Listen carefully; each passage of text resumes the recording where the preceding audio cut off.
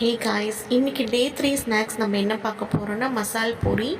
So இது ஒரு YouTube பார்த்து தான் நான் ப்ரிப்பேர் பண்ணியிருக்கேன். ஆக்சுவலாக டேஸ்ட் ரொம்ப சூப்பராக வந்தது. நீங்களும் கண்டிப்பாக ட்ரை பண்ணி பாருங்கள். வாங்க இது எப்படி பண்ணியிருக்கேன்றது வீடியோக்குள்ளே போய் பார்க்கலாம்.